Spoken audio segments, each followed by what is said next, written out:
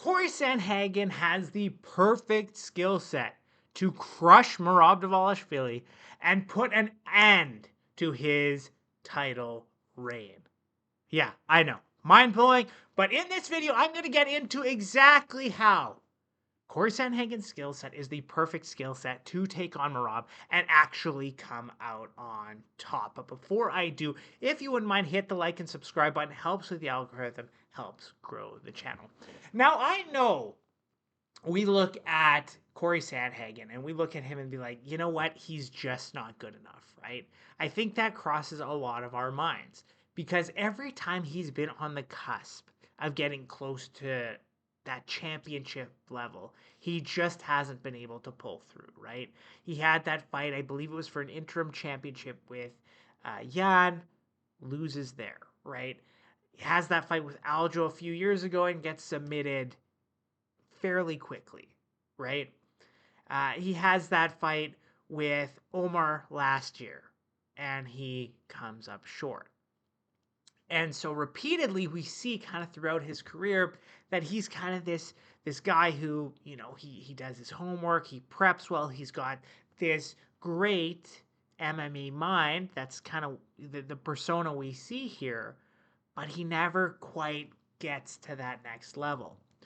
But I will say that I think the skill set that he developed and possesses, which came about in his last outing with Omar Nurmagomedov, is the perfect skill set to thwart Merab's wrestling. And if he can thwart Merab's wrestling, then he has to deal with other aspects, of course, but it may just be enough to get him to that championship level. So let's look at it, right? In his fight with Omar Nurmagomedov, who basically everybody thought that, like, people were 50-50 on that fight, right? I think the right guy won. Merab winning was the right choice, right? But it was bloody close. You know, striking, it looked like Omar was getting the better of it. Grappling towards the end, he just got exhausted.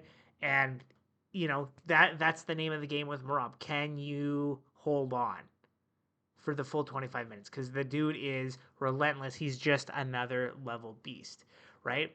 But one thing that was encouraging, that should give Cory Sandhagen confidence in, like, if he goes and gets a title shot, he should be able to stop the grappling of Merab, right? Like, he rendered the grappling of Omar Nurmagomedov ineffective. Omar Nurmagomedov, who went tit for tat in the grappling for the most part in that fight. Like, he got Merab to the ground a couple of times.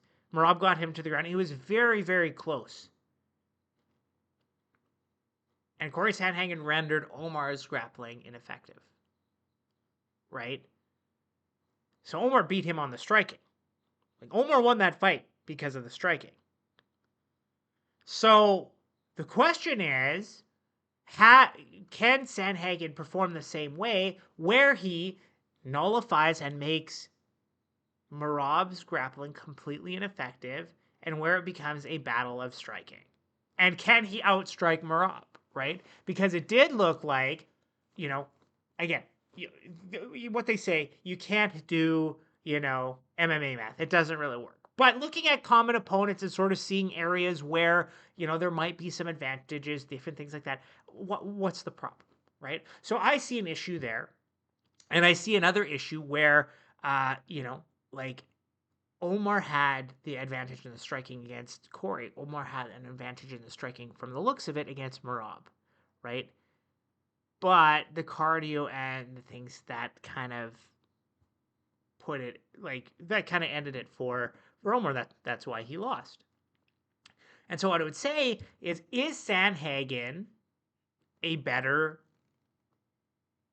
striker than Merab?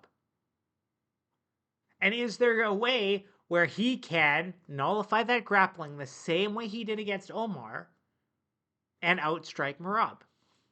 Now, that's not the only issue, right? The conditioning is going to be huge. And it looks like almost every single person, when they face Merab, they really underestimate that cardio, right? Like, people go in there and like, well, I've prepared, I've got good cardio, I've done this, I've done that, and then Omar just kicks it up another level and wears on them and just makes them so gassed, and the guy does not get tired.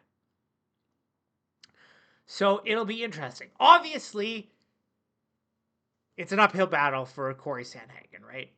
And I think it's one of these things where, we can definitely look at it and say, you know what, this is another title defense for Merab, right?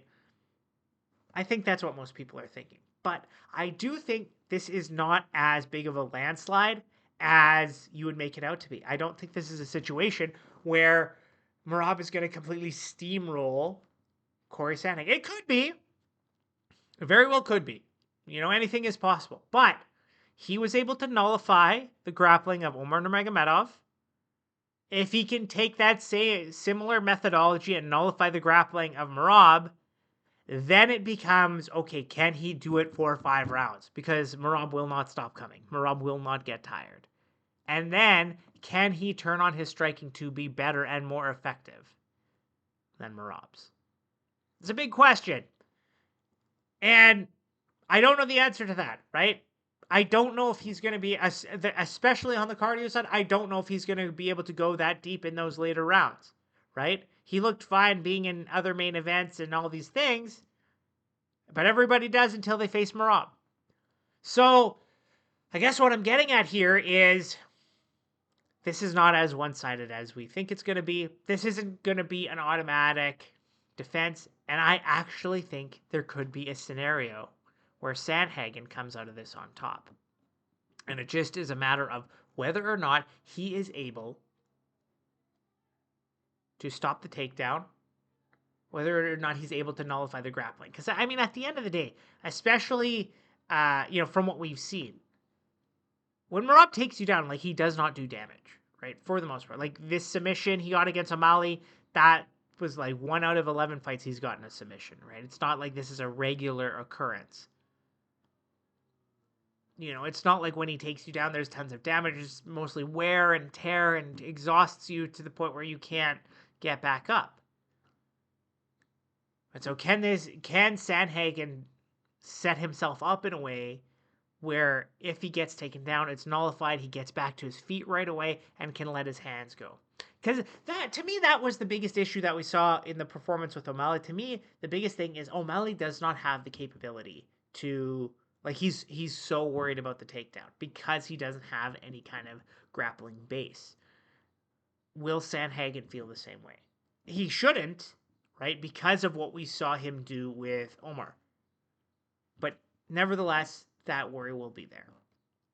So the question is, does Sanhagen come out on top? What do you guys think? Let me know in the comments. Thank you for watching. We'll see you next time.